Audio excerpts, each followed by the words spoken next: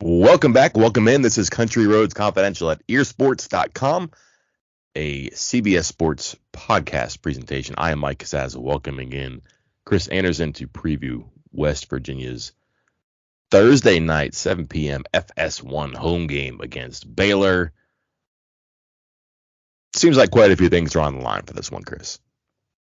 Yeah, it could be a big one, I think, with both teams getting a bye week. Lots of chatter, in Morgantown with that bye week, idle hands and all of that. Could put the pressure up on West Virginia to get a win. Baylor fans, I think, are also not at the same level with Dave Aranda and everything as West Virginia fans are with Neil Brown, but there is some anxiety in Waco. I mean, they're defending Big 12 champions, return a lot of talent. We're expected to be a contender in the conference, and they're sitting at 3-2, which is okay. I mean, their two losses are two teams that are ranked in the top 25, and both were close. But fans are getting a little antsy for both of these teams to kind of pick it up and show what they are going to be this year. Can we stop there? Yeah. Are people out on Dave Aranda? No, I don't think so. Okay. Yeah, I think when you're the defending Big 12 champion, and you make a quarterback change to get rid of your incumbent quarterback who led you to, I believe he was 9-2 when he went down, and they went to Chapin, and you make that quarterback change, and then you come out and you start 3-2, and you were ranked. Were they ranked like top 15, top 10, like to start the year? I don't know if they got as far as top 10 because they lost in week 2, but. They had high expectations, and I don't know if 3-2 is what fans were hoping for, because even, Albany and Texas State, whatever, throw those games out. You got a loss to BYU, you got a loss to Oklahoma State, and then they didn't barely win against Iowa State. It says 7-point game, so it's kind of close, but I believe Baylor was up by 10, 12, 14, two scores basically for the most of the second half. So still, like 1-2 in Power 5 games with your one win by just a handful of points against a team that hasn't won a Big 12 conference game yet. So not great. Preseason number 10. Okay. So they were 10. Yeah. Beat up on Albany. Lost double overtime at BYU. BYU did not have its two top receivers in that game. 26-20 double overtime. Beats Texas State. 31-24 against Iowa State. And then I believe they were down like 23-3 against Oklahoma State. They had 18 straight games their opponent had not scored 30 points. That came to an end against Oklahoma State. First four opponents had not had 100 yards rushing. That came to an end against Oklahoma State. Oklahoma State, pretty good team, obviously, but I think concern there would be that they finally found some good opponents, and it just didn't click for them. And kind of for the reasons you're talking about, Chris, they really make a bold change by ousting the incumbent quarterback of a Big 12 champion, kind of going to a change for a guy they like, but to do it in April seemed really strange. They bring back a ton of players in the offensive line, not dominant running the ball, but still not bad. And then a lot of their skill and speed position stuff, throwing the ball. It's been okay, but it hasn't been what they wanted. Full circle now. Is West Virginia's defense the great elixir for a team that is, I don't want to say struggling, but is having the time that Baylor has right now? I mean, it sure seems like it. It seems like the cure to fix everybody's offense right now. So I think this is going to be a telling game for both teams. I mean, if you're Baylor and you can't get things going on offense, if Chapin can't get things going in the passing game, that's telling, given West Virginia's recent struggles. And if you're West Virginia's defense, if you're facing a Baylor team who, like you said, was down 23-3 at Oklahoma State, needed double overtime to get to 20 points against BYU. I mean, they got 31 against Iowa State, but I believe a couple of those were not defensive touchdowns, but short fields because of a couple of turnovers from Iowa State. Then, what's the rest of the season going to look like for West Virginia? I think we've kind of been saying that already for the Mountaineers and their secondary in particular. but I think this is, what do you want to say, like a fork in the road for both for Baylor's offense and West Virginia's defense moving forward?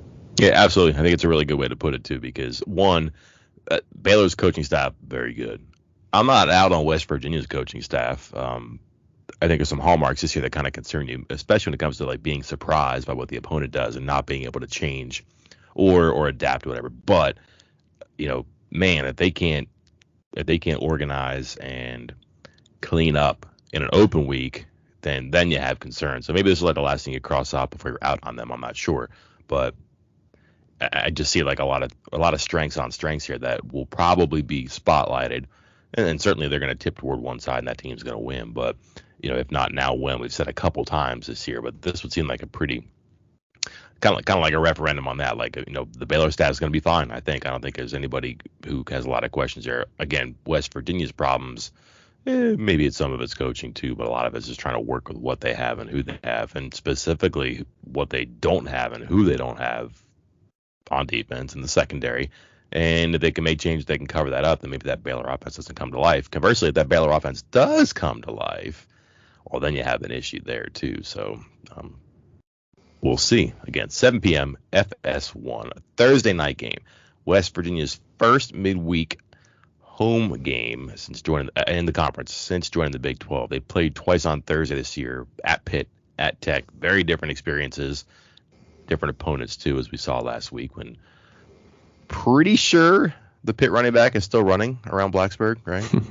Yeah. Was that Blacksburg or Pitt? I don't even remember, actually. Was that Pitt? I don't know, but I just remember, since it was a bye week, I was with some families and friends at a oyster roast, and several, half dozen or so, Virginia Tech fans, and I think Pitt went up by 15 or something like that, and it was a 1-point game, and then they went up 15, and I said, well, don't go in there and watch that, and they kind of stepped away for a few minutes, and then I walked back through the living room where the TV was on, and Tech had closed it back within, I believe, 2, and had the ball, and I said, oh man, they're coming back, and drew all those Tech fans back in the living room. And then on the next play, their tight end fumbled the ball. Pitt got it back and ended up going in for to seal the game. And so I didn't take joy in that, but I don't think they appreciated me bragging them back in there for that. So your fault. It is my fault. Okay. Baylor has not won in Morgantown. Last 3 visits, all 21 or fewer points. I'm not sure that you necessarily go through the history books and look at what you've done against a team and how our team has performed and say, this is how we're going to play this one if you're West Virginia. But if you're West Virginia, it does kind of seem like a game where you'd like to have the home field advantage if one does exist in a season like this. But also, you really don't want Baylor to have the ball and to do a whole lot, because if they do come alive on offense at your expense, that's a bad thing. And Baylor, again, going to have some weapons to move the ball and to be kind of scary at times on offense too. However, West Virginia's best trick on offense is keep away. Number 11 time of possession, 78 snaps a game, a really healthy snap differential, not making a huge impact in difference in yards per play for your offense and yards per play allowed for your defense, because the defense has been so bad. But hey, more incentive to keep the ball away from Baylor. Man, Chris, it's 2022 and you've got a Big 12 that does seem wide open with teams going back and forth. I watched the TCU-Kansas game. That's 10-10, 13-13. It ends up 31-38 at the end. Offenses get going, and they can fly away from you this year. And if you're not careful, you're going to get left behind. And you have a West Virginia team that just kind of seems like, hey, run the ball, be effective with the pass, convert third downs, use fourth down to your advantage if you can. And right or wrong, that probably does seem like the way they're going to try to play this one here is control the ball, use your offensive line, and then just don't get boat raced on defense. And my response to that is, will they be able to? And if you're not, at what point does West Virginia cut anchor on the run game? Because West Virginia has been solid, as you said, like in running the ball and keeping time of possession and controlling the clock and controlling kind of more or less the flow of the game. But Baylor's run defense is one of the best in the nation, top 20 in the nation, I believe, in yards per game. They have allowed 2.8 yards per carry. Only one team has gone above 3.0, and that was Oklahoma State, and they only got to 3.6, and that was in large part due to the quarterback. Spencer Sanders ran for, I believe, about 5 yards per carry after sacks, or including sacks. So that was a nice day for him. But is West Virginia's, I think West Virginia's offensive line has been fine this year as far as clearing holes. But with C.J. Donaldson out, is West Virginia going to be able to get chunk yardage plays, get 4, 5, 6, 7 yards per run? Are they going to be able to stay ahead of the chains on offense? And if they're not, will they cut weight? Because I think, or cut anchor, because I feel like there has been such this emphasis from Neil Brown, from this coaching staff on the running game. And he even brought it up again and again and again, but how they want to run the ball more. And I get why. Like, I understand why. But at some point, and I don't believe it's happened yet, but I could see it happening in this game, where you are trying so hard to establish the running game that it is to the detriment of your offense as a whole. And I worry about that happening in this game against Baylor, because the Bears' run defense is so good. And I'm not sure West Virginia's going to be able to clear holes enough to get that going. Can definitely see something where Baylor comes out, scores first, right? Open week, scripts and things. You kind of picked apart the WVU defense. So, you know what? I like this. I don't like this. Let's do this. That would be 9 times that Dave Aranda has opened a game with a touchdown. Kind of puts them in the driver's seat. You can kind of see the crowd being a little anxious, like, oh boy, okay, not great, but let's see what happens to the offense. I don't know, a 3 and out, a 6-play drive, something like that, where the offense doesn't work because no C.J. Donaldson, and Baylor's good run defense, and all of a sudden it's 7-0, it's 10-0, or it's 14-0, and then speaking of forks in the road, Chris, what do?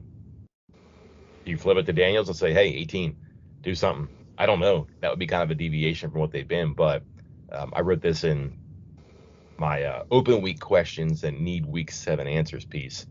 And it was not a slight to Daniels, but to what extent, Chris, do you think he has to go up a level as a quarterback here? Numbers are fine. 2 interceptions, 2 touchdowns. Kind of hard to fault him for either one of those. But a lot of passes, they don't want him passing as much as he did last game. I don't know. We can get into the explanation from the Texas game and how they do or don't make sense. But an okay season here. I'm not sure he's here or West Virginia brought him here to or to be a handoff guy. And again, if not now, when? This does seem like a time where they could turn a page and say, hey, let's see what we can do. Can we not run into the strength of their defense? Can we throw the ball? Great question on Daniels. And it's something I've been thinking a lot about, because there was something posted on our message board. I believe it was user Professor who posts a lot of stuff on there, a lot of good stuff. And he compared the first 5 games of Daniels to the first 5 games of Jarrett Dagey last year. And he survived. And I don't know if he survived the onslaught from the message board, but the numbers said what the numbers said, that it was pretty similar. There's one huge difference here, is that if you go by and look, and again, PFF grades are not the end all be all, but it kind of tells a story in general for a game or for a season. And you look at JT Daniels' PFF grades game by game: 71, 66, 80, 73, 66. The 65 mark is the above average mark for a player. If you are above that, then it was considered an above average performance. You go back and you look at Jarrett Dagey's first 5 games for West Virginia last year. Again, for 5 games as a whole, everything was pretty similar, the stats wise. But then go game by game: 49, 79, 40, 68, 90.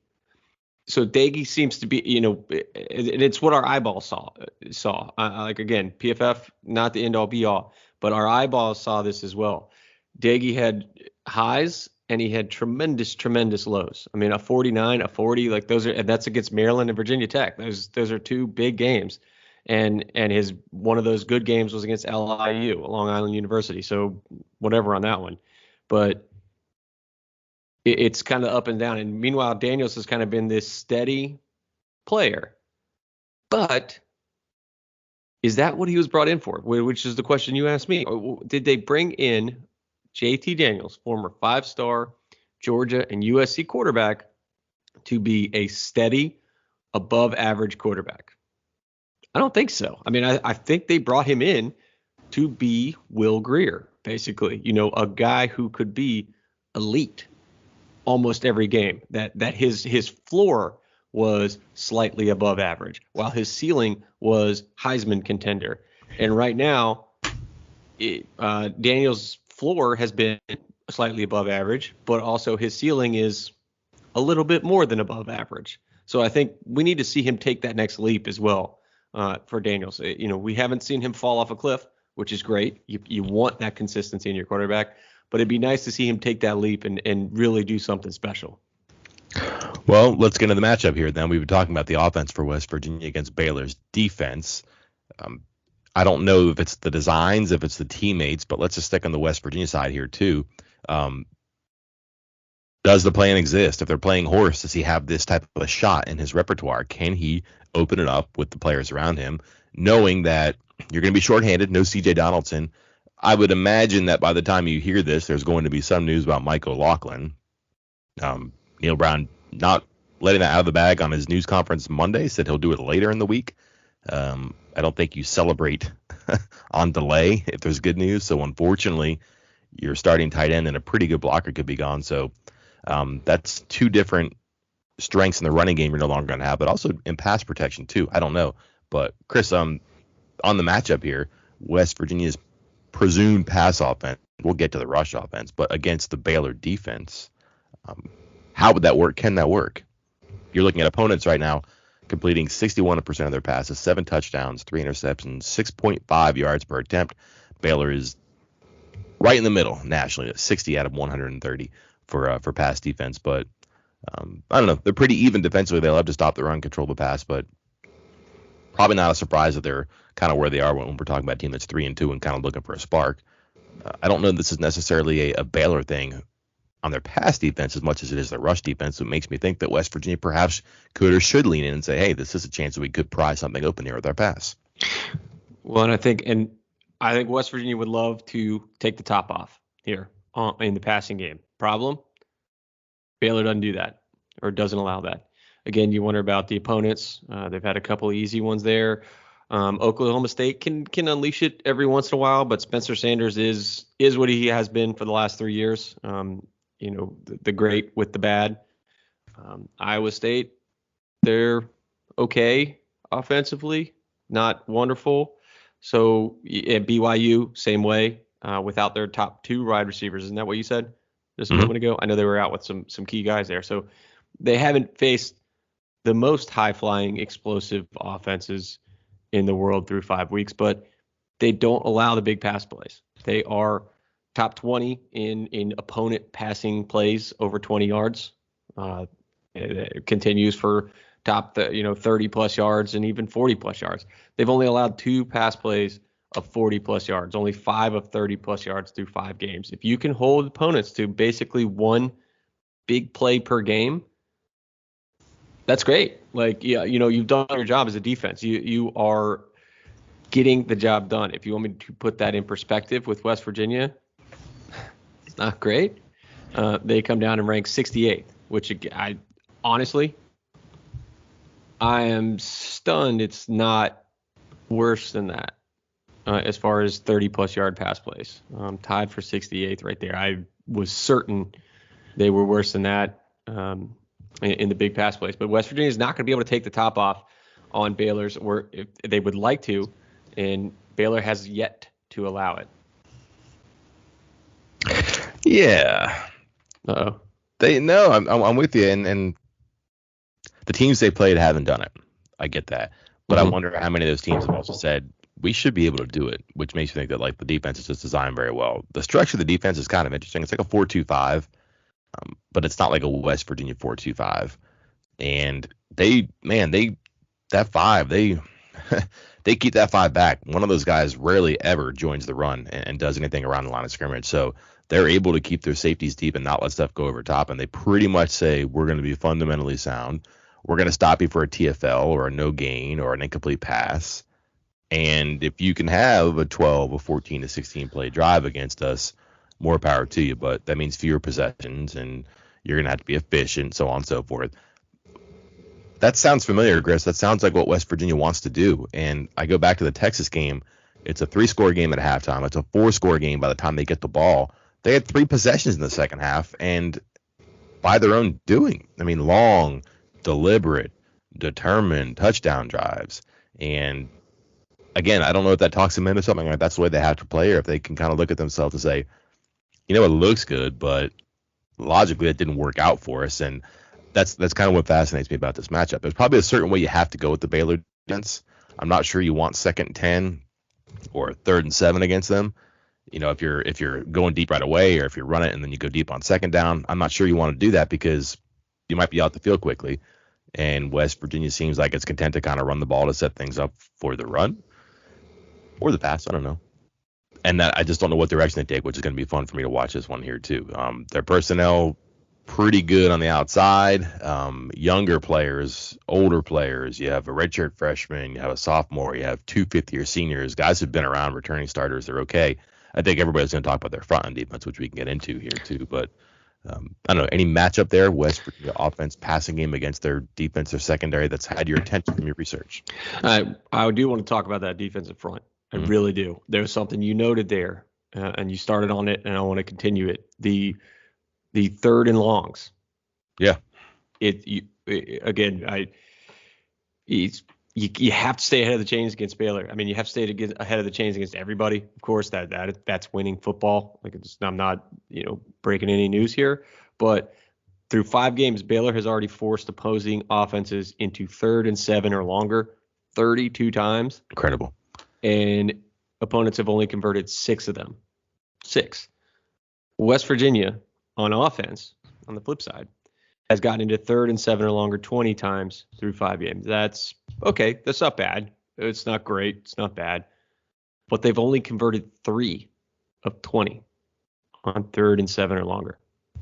West Virginia's offense. So you have a bad 3rd and long offense against a great 3rd and long defense. That's a recipe for disaster for West Virginia if they get behind the chain. So this is one of those catch-22s where I'm talking about how I don't know if you can rely on the running game, but if you throw all your weight behind the passing game, you're going to end up in these 3rd and 7 or longers, and then you're punting. Like 90% of the time, you are punting in those situations, especially with this matchup. So I'm very interested in how you're going to scheme into attacking this. If you can't run the ball and you also can't fall behind the chains. That doesn't sound encouraging. No, it does not. But I like to let's talk about that defensive front, by the way, because I think that was one of my keys, one of the big things that I'm focused on here on Baylor's defense, West Virginia's offense, because they were 4-2-5, and it's a 4-man front that's different because it's similar kind of to West Virginia's in that it's 3 defensive linemen and then this jack, I believe is what they call it, whatever the name everybody wants to call their own thing, their edge rusher. And so at times, and it shifts left, right, center, whatever you want to do there.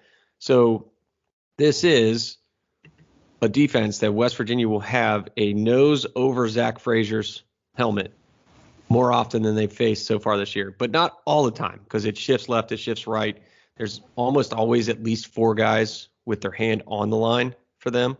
And I'm curious how Zach Frazier can handle that, because I've heard from centers before, from offensive linemen before, that sometimes it's easier because you know exactly where you're going. You're blocking the guy directly in front of you. You're not having to worry about, do I go left? Do I go right? I got to communicate with my other linemen.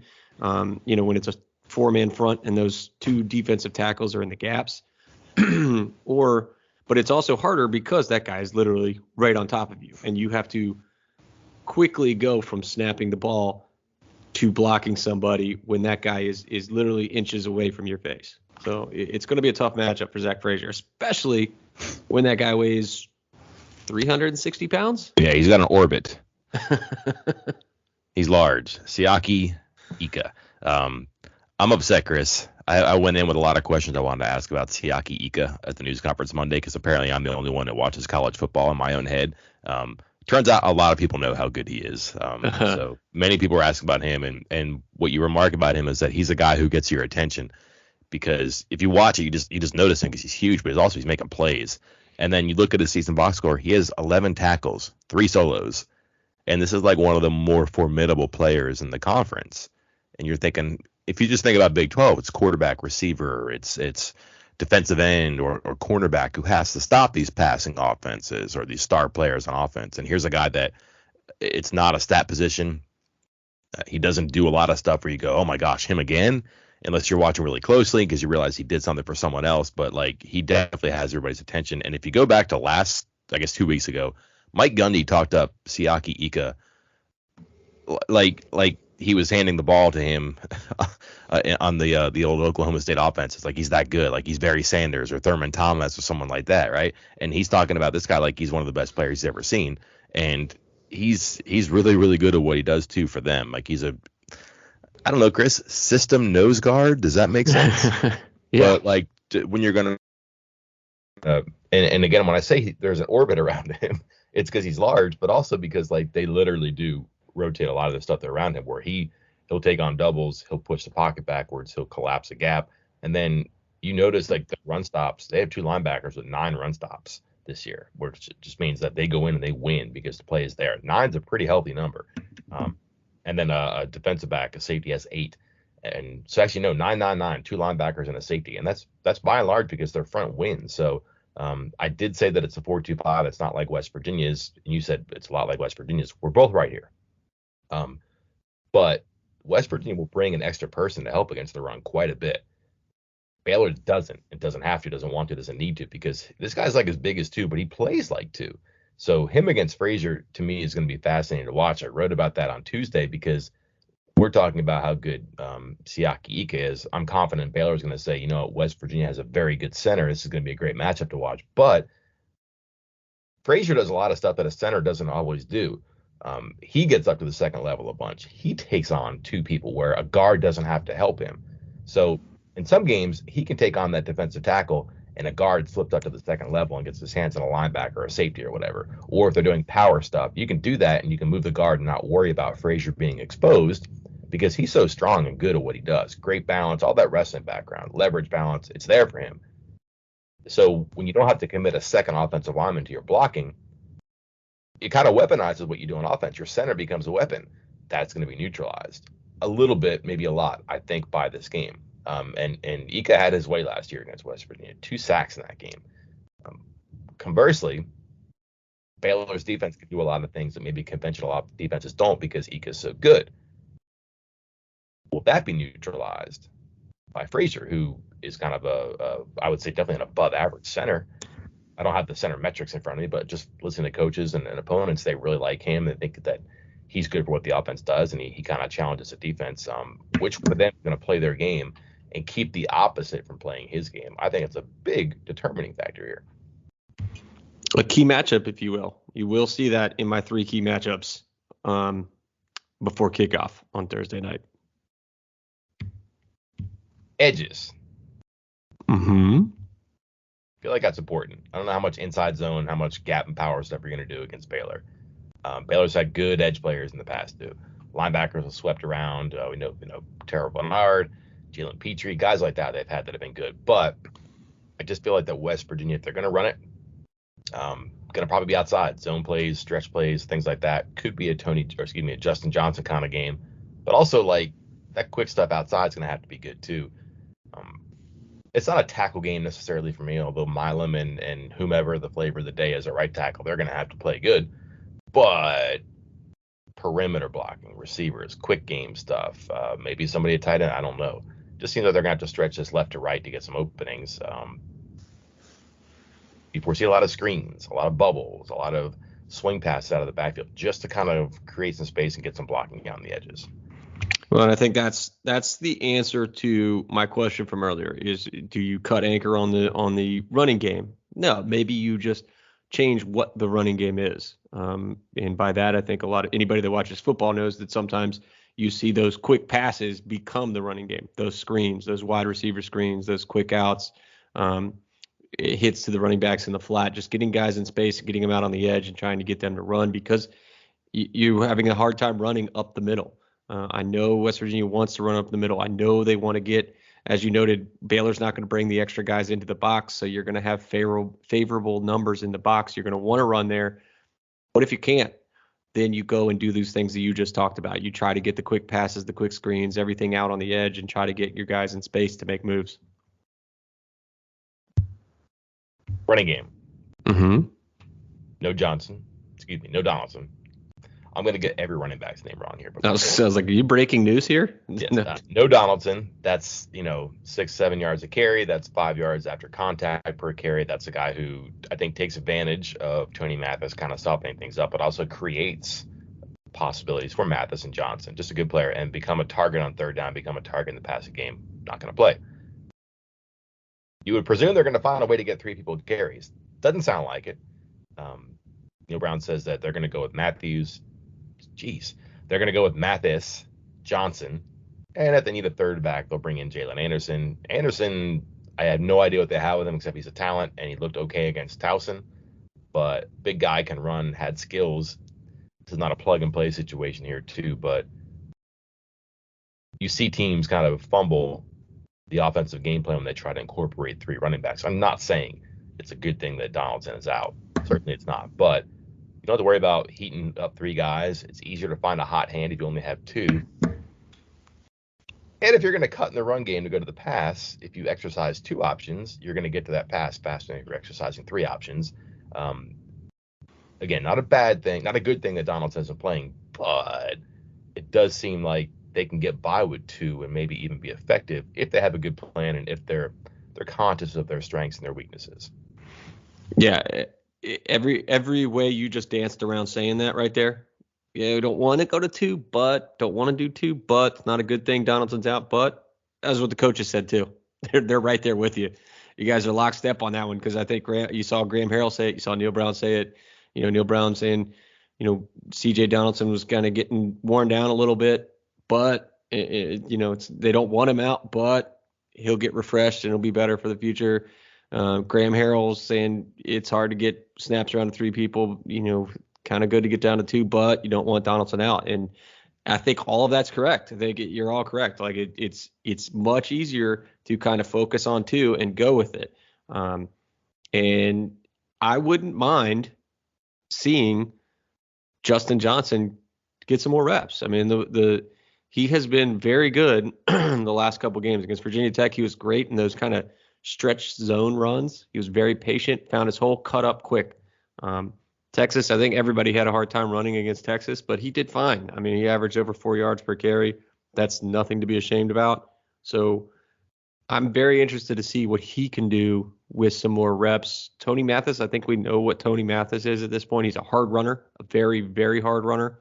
But he and Johnson, to me, seem like very different players. So that's a good 1-2 punch to kind of rely on if you're going to go just with 2 guys. Look at snaps by position. You kind of figure out who's going to play where. Baylor doesn't do a whole lot of stuff. They play some corners. Some corners have given up some numbers this year too. So watch out for I don't know. I would say that their outside players, Prather and Wheaton, could have some success here. A.J. McCarty,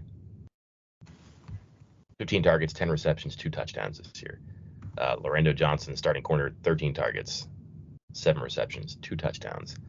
Teams aren't scared of him. And again, when you have to throw, you're going to have to be confident and try to do some things there. So can't run away from it. Got to make it happen. And I think you'll see them stick with the run for a little bit as long as the game is close. But I don't know, Chris. I still have the Texas game playing in my head a little bit too, where they did come out throwing the ball, and maybe out of a concern for whether or not they were going to be able to run the ball against the defense that Texas presented, threw it a lot. However, the post-game analysis is probably don't want to be passing it 48 times. Probably should have run the ball more. And I don't know. I wonder how much rearview mirror was going on there if they were looking back too much here, because I think there is some value in playing Texas and having Again, it's not the same defense, but some sort of a strategical familiarity where, Chris, can you see the experience of having to run against Texas and game plan for Texas and maybe adjust on the fly? Does that come in handy in this one for all the reasons that we're talking about? It might. I mean, I think they both kind of want to do the same things, so it could help them out. I think the fact that West Virginia, not just with Texas, but they've been battle tested already. Like, look at the schedule that West Virginia has faced. I mean, I know, Virginia Tech is not what Virginia Tech thinks they are, and Pitt is maybe not a top 20 team like they were to begin the year, but on the road at Pitt in a ridiculous environment, on the road at Virginia Tech in a ridiculous environment, on the road at Texas, who, I mean, are we going to find out here, like by the end of the year, that they're a top 10 team? And then Kansas, who started out 5-0, should be 6-0. That game against TCU was infuriating. It's funny because, like, I think Kansas fans were just so excited to be in the moment that they didn't realize they should have won that game. Like, definitely should have won that game. And West Virginia has had one heck of a schedule, and I think they've been battle tested, and I think the Texas part helps. But I think the whole schedule as a whole will help them get them ready for Baylor. Flip it up. Defense, West Virginia. Offense, Baylor. Stop me if you've heard this, but West Virginia will see one of the most experienced offensive lines in the country. We've had different qualifiers for when they played Pitt and Kansas. This one, number 2, returning games among the returning starters. 4 starters back for Baylor. They were second in the country in returning games. So an experienced group, a lot of guys who chose to come back for the second year with Jeff Grimes and the reliable, violent offense. I don't know if I can get enough of that or not, if it makes me roll my eyes, but RVO instead of RPO, that's the play on words right there too. New quarterback, top 3 rushers are gone, top 3 receivers are gone. They use 2 and 3 tight ends, and they're fast. That's the one thing too. Like, I'm not saying they're like back the Art Briles, Corey Coleman, Lake Seastrunk Baylor teams that were just fast, but like this team does scoot sometimes too. When they get the ball in space, they're really good, which is why they do so much outside stuff. They stretch plays outside zone you over and over and over, because if they can turn the corner and find a seam, they can go, especially Reese. He's had some big runs this year. 400 yards, 7 touchdowns for the freshman. No freshman in the country has more than his 7 touchdowns. And they like to run the ball and set things up for play action. They use their tight ends a bunch too. Burying the lead though, Chris, because pre-snap shifts, pre-snap formation, pre-snap motion. That's kind of like jab, cross, left hook to the West Virginia defense so far this season. We'll talk about the taking the top off the defense. It's what Baylor wants to do. It's one of the biggest reasons they switched to Shapen at quarterback. But this whole misdirection, I know you're talking about pre-snap. I'm also considering post-snap as well, because I'm looking at it, and I watched some of their game against Iowa State.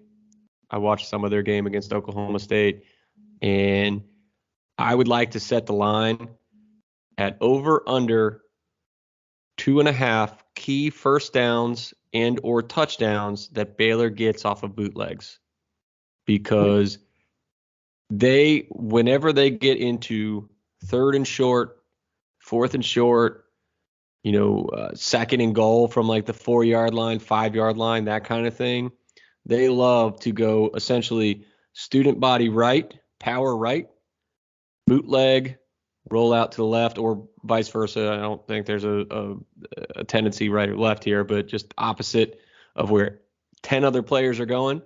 Quarterback rolls out. There's a tight end or an H-back or whatever that's just kind of floated out to the side and he's wide open. And that's a problem, because West Virginia's discipline, especially on that 2nd and 3rd level, has not been great. They lose their eyes. What I'm saying is they follow the ball when maybe they should be following their guy or staying in their zone. And you can just see it happening. I see it happen at least 2 or 3 times. And West Virginia has to be able to kind of retrain themselves on those 2nd and 3rd levels to not just follow the flow and make sure someone's not leaking out behind them, because Baylor loves to do that. And they found a lot of success with that in their win over Iowa State. and they did it a few times against Oklahoma State as well.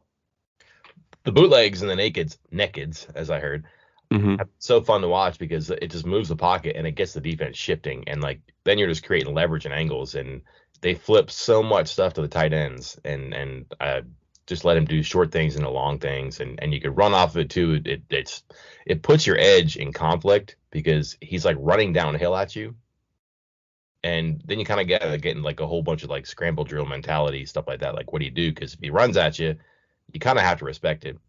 You want to go get him, but then you're abandoning a tight end or running back or a receiver or something like that if your safety can't come up too much. But it really does stress you and disciplines you. They go left, they go right, they do it at the goal line, they do it short yardage, they do it middle of the field between the 20s. It just keeps out balance too. So I'm gonna take the over on that one. Is that okay? I think it's a smart play. He's tough. He's mobile. I don't know if he runs as often or as well as Bohannon, but he had a 35-yard touchdown run against Texas State, and he's done some good things too, where he just moves around and it keeps plays alive a little bit, looking to throw it, but he can run it. He's good with that. Speedy receivers though, Monterey Baldwin. If you watched Texas attack West Virginia vertically, if you're Monterey Baldwin, you ran 22.8 miles an hour. as recorded on Twitter by the social media people at Baylor on a 75-yard touchdown pass against Oklahoma State. Kind of a medium range pass and catch, but just ran away from everybody there too. I don't know if it matters who the cornerback is. If you're running 22.8 miles an hour, you're going to run past cornerbacks. Yeah, can we put that in perspective real quick? Because I think this occurred during one of the West Virginia recruiting camps this summer, where there was a recruit who was running a 40-yard dash, and they put those special, I call them the bras, on them that tracks their time. It's literally a GPS tracker that will tell you how fast they were running, their top speeds, all that stuff. And there was a recruit that topped out at 21.5 miles an hour, and all the coaches were impressed with that. And I asked somebody, how does that compare? What does that mean? What's fast? And they told me that basically the fastest players on the team run in the 22s. And I believe, I didn't get this clarified, I believe that's without pads. So if this guy's running 22 something with pads in a game, that's scary. On 75 yards too. Yeah. So he's opening up and stretching it out and keeping going. And I don't know, he's just good. Watch out for the tight end. Sims is good, leads the team in receptions. And again, he's safety blanket, security blanket, safety net for a lot of the stuff where it does bootleg, it does get outside, he checks down a bunch. They will aim deep and come back to the play. I don't know if that makes sense, but like they're going to try to take their shots. If it's there, they know someone else is going to be open and it'll make it work. It's just good. Running game, passing game, it can work. It can be good if it's humming. And that's the thing about West Virginia's defense. Can it get stops? Can it get out the field? Can it get you in positions where they're kind of dictating to you?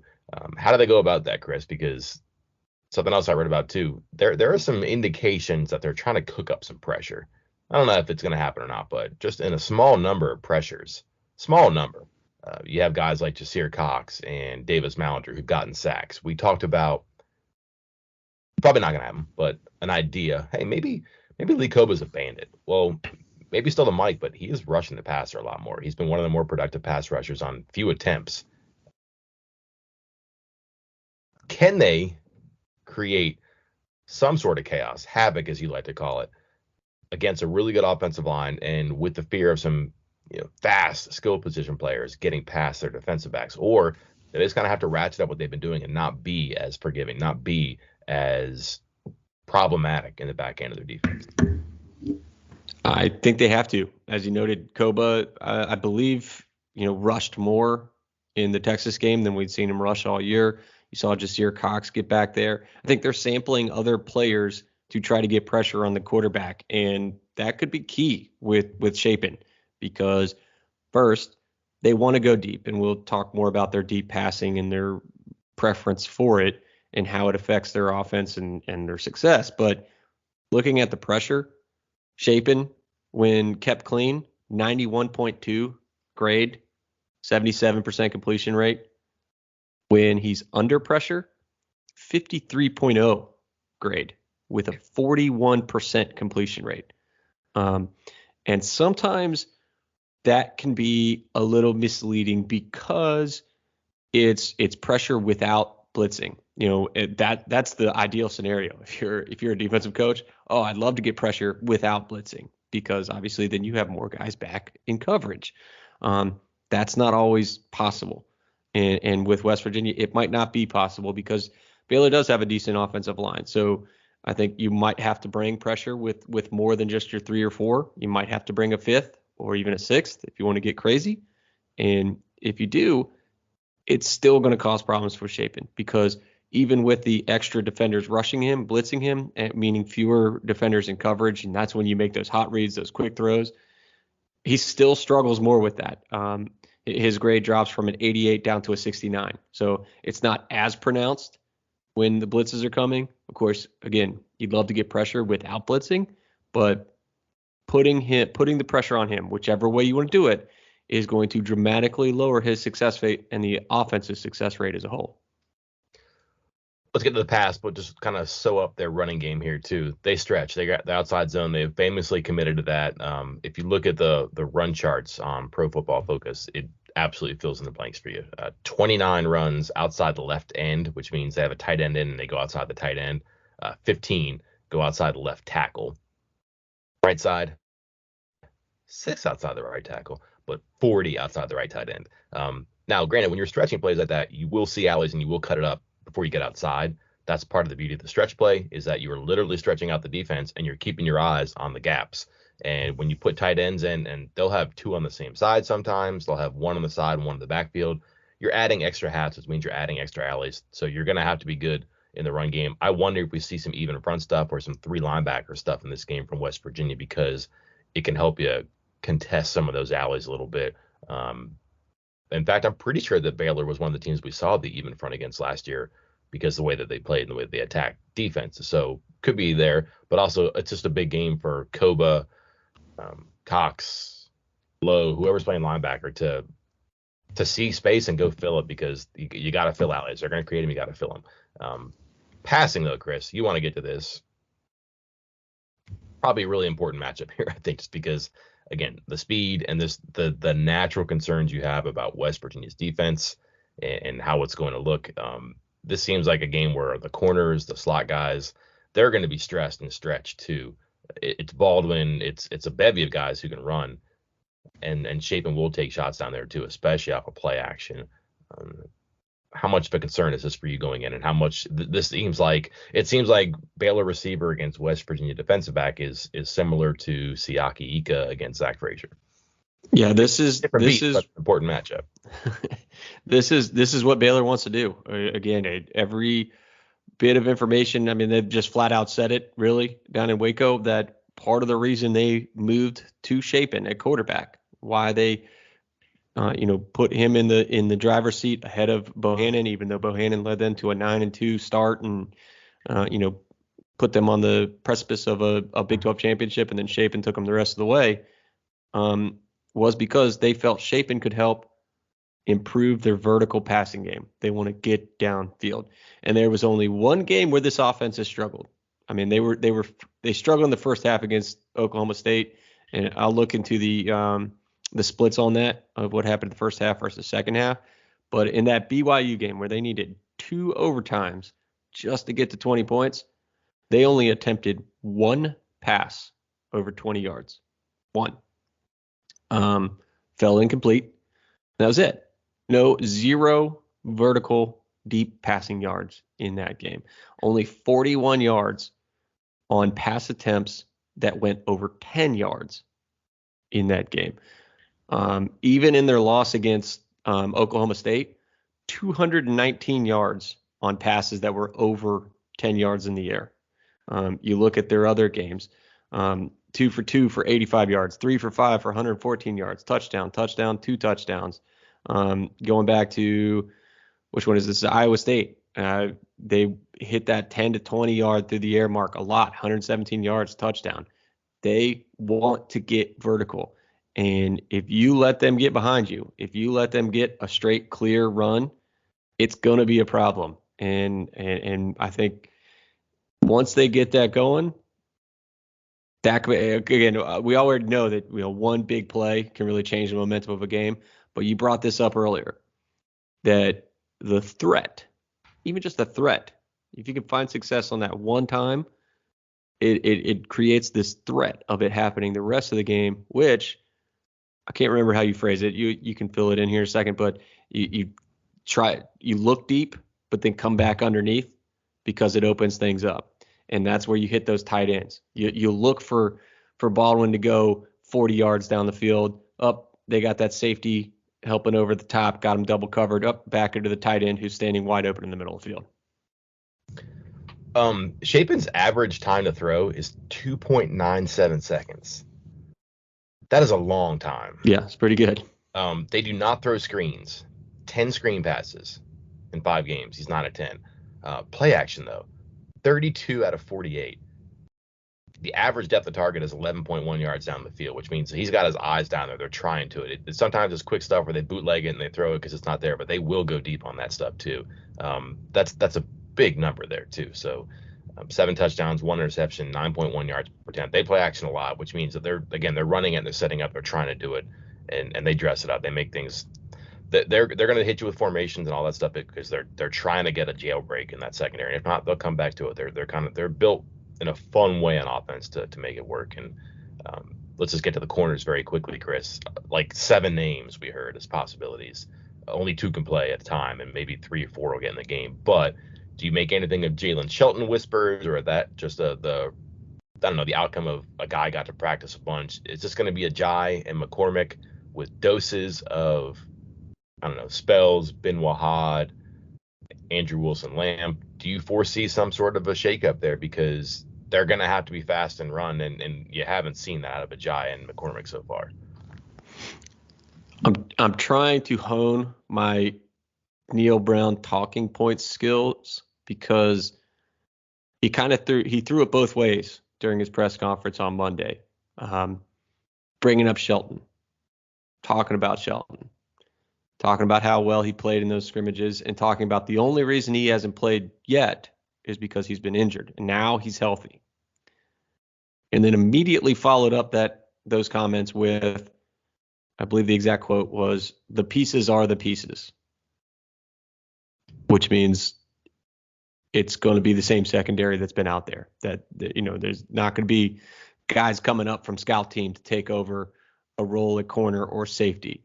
So in my mind, I think that comment, "the pieces are the pieces," trumps any positive said about Shelton, and tells me that Shelton's role in this game will likely be minimal. I'd be shocked if we saw him. Right. Unless the house is on fire and he's got to run in and get the kitten. Like, I just don't see that happening. I'd be very surprised. Any other X factors, matchups, dynamics we haven't covered you want to hit yet, Chris? No, I think that's it, because I think, again, defensively, and I know, I'm guessing West Virginia or the coaching staff would love for a game to be 21-14, 24-17, something like that.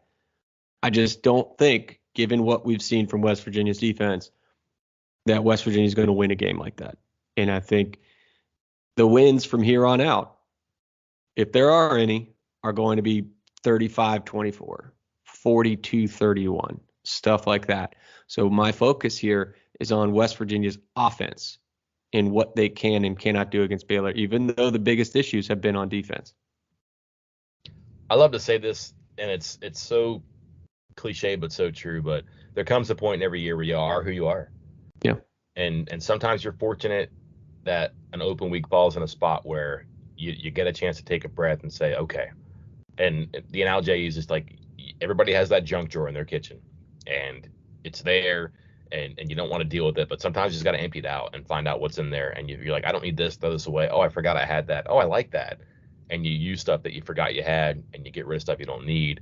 And what's in the drawer is what fits and is what functional and what matters to you. And they're going to have to put the drawer back in and see if they clean out the right stuff, and see if they remember what they liked and remember what they hadn't. If they threw away the stuff they no longer needed because it wasn't useful, or it had value, it had purpose at once, but it doesn't now. It's a pen without ink.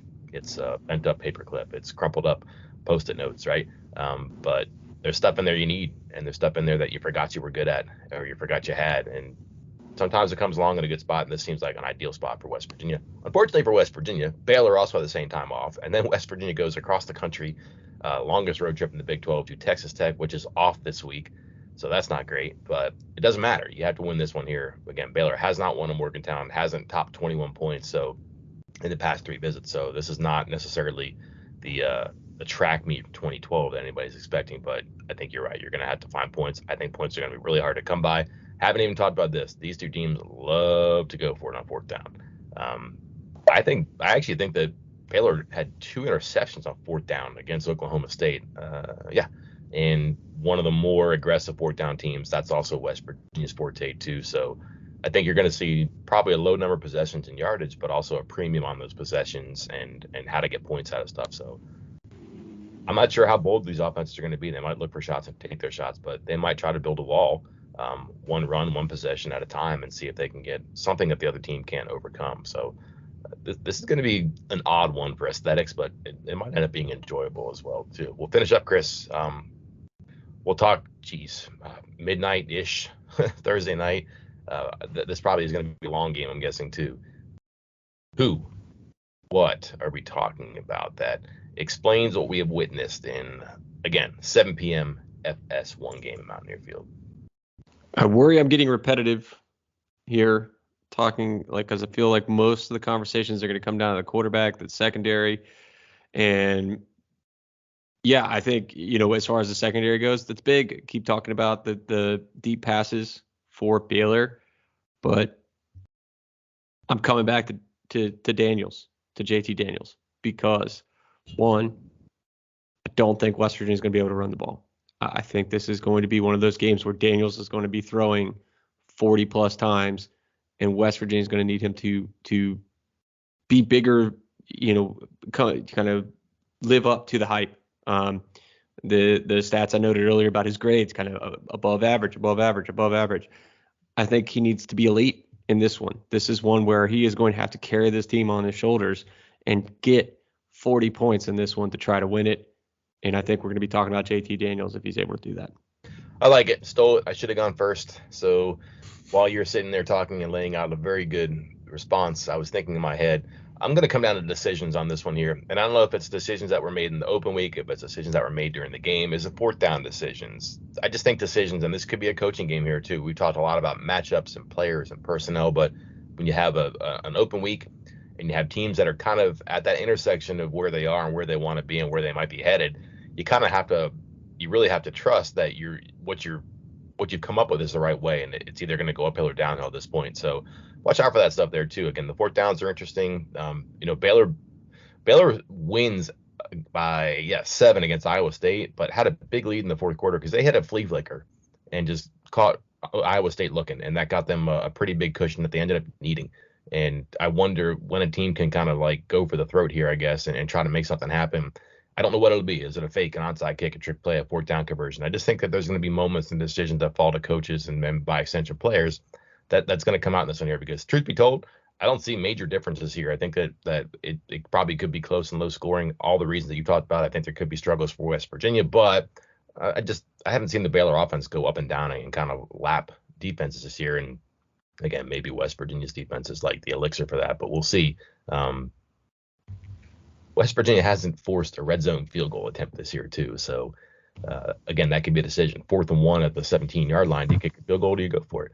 Things like that. So it could be a small margin that ends up being a big difference. I look for decisions and moments, and again, kind of reaching out and kind of trying to squeeze the neck of the other team here and trying to make something happen when you have you really have motivation to do it here, because both teams need it right now. Are you okay? I am okay. Sound like you fell. Analysis too good, knocked you off your feet. Yeah. Preview rest of the week for us, Chris. What do you have coming? When can we find it? We're gonna have 3 keys. We'll have fresh set. We got recruiting updates. Quick week, so things are gonna be coming up in faster than usual. A lot of stuff on the YouTube page. Interviews with players, coaches. Ears in the NFL update. Pretty good year. I think, some people were disappointed that the numbers were down as far as number of West Virginia players that were in the NFL or on active rosters after cut day, but making some big impact. I mean, Geno Smith looks like 2012 Geno Smith. David Long with the game-winning interception which kind of overshadowed the fact that he had 11 tackles leading the team. And kind of moving on down the line, David Sills still starting in New York. Mark Glowinski starting in New York. Up and down the line, making an impact. By the numbers, fresh set, some written stories about the game Thursday night. Got some videos coming. Again, short week, action-packed week. Finish it up Thursday night. Game coverage, podcast to follow. Until then, I'm Mike Casazza. And I'm Chris Anderson. Talk to you then.